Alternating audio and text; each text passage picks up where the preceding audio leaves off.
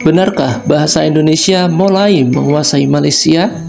Fenomena yang membuat banyak orang terkejut, mulai dari bocil, ABG, bahkan emak-emak ikut berdialog dengan bahasa Indonesia. Oke, siapa orang Indonesia dalam ini saya nak tanya. Kalian itu punya abjad Indonesia kan? Punya huruf Indonesia kan? Jadi kalian itu nggak nyebut A, B, C, D, E, F, G. Kalian sebut A, B, C, D, E gitu kan? Jadi waktu mau naik komuter, aku itu bilang sama temanku, kita naik komuter nih yang mana? Yang KAI ini ke? Lepas itu dia bilang KAI. Jadi aku pun, oh KAI, kenapa KAI? Ya kita kan di Indonesia, jadi harus guna abjad Indonesia. Terus aku bilang, oke, so lepas ini kita turun di stasiun mana? Lepas itu kita ganti naik MRT sama LRT ya. Dia bilang, enggak, MRT, LRT. Aduh, aku itu apa aku ngomong semua salah. Barusan tadi bilang harus guna abjad Indonesia. Terus dia bilang, oh bukan MRT, bukan LRT, LRT. Tapi yang kalau KAI itu tak boleh pula sebut KAI. Beberapa tahun terakhir, media sosial diramaikan oleh video-video yang memperlihatkan anak-anak hingga remaja, dewasa, dan emak-emak pun di Malaysia menggunakan kata-kata yang sangat akrab di telinga masyarakat Indonesia. Mereka mengucapkan kata seperti enggak, gue, bocil, anjir, mantul, ayo, toko. Bahkan banyak yang berbicara dengan intonasi khas Indonesia. Fenomena ini membuat banyak warganet bertanya-tanya, apa sebenarnya yang sedang terjadi di Malaysia? Ibu Malaysia.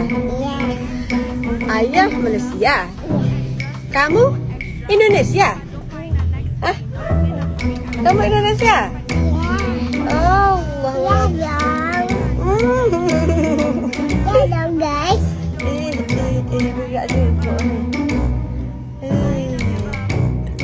Apakah bahasa Indonesia benar-benar mulai menggantikan bahasa Melayu di Malaysia?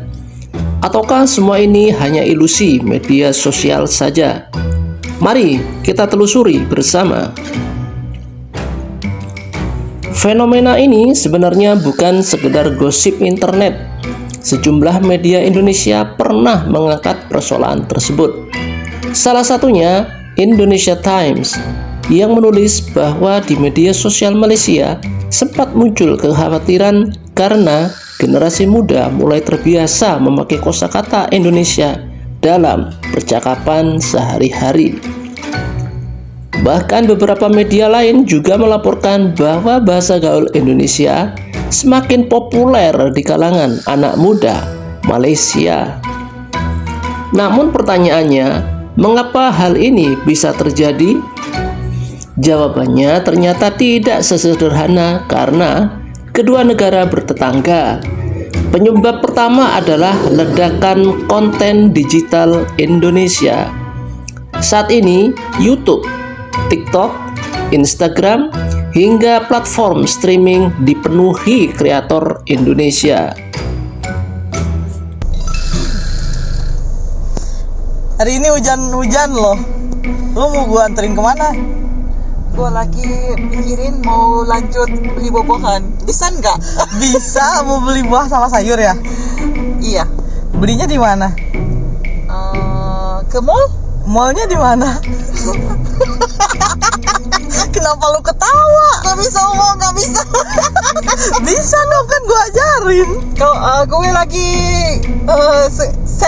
sekat jono doh. Nggak boleh. Ya Allah, boleh cakap bahasa Indonesia. Nggak bisa dong. Masa nggak bisa ngomong gue lagi berantakan. Jiwa berantakan, ya Allah. Jumlah penduduk Indonesia yang jauh lebih besar menghasilkan konten dalam jumlah luar biasa banyak. Setiap hari jutaan video baru bermunculan. Anak-anak Malaysia pun mengonsumsinya hampir setiap hari. Semakin sering mereka mendengar suatu bahasa, semakin mudah mereka menirukannya.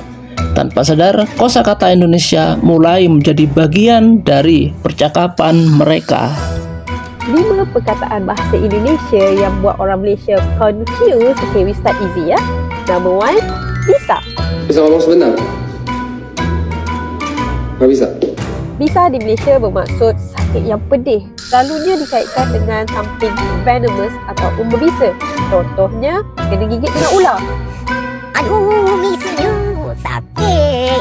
Di Indonesia, bisa bermaksud boleh. Kamu bisa tak datang ke rumahku? Bisa is actually a common term, but just like I said, we start easy. Yang kedua, percuma. Siapa yang tak suka barang free? Ya, di Malaysia, percuma bermaksud free of charge. Tapi sebagai rakyat Malaysia yang tengok sinetron, contohnya Bawang Merah Bawang Putih, oh my favourite movie, Ada Apa Dengan Cinta. Percuma tak, gue udah sering banget ngomongin ini sama nyokap gue.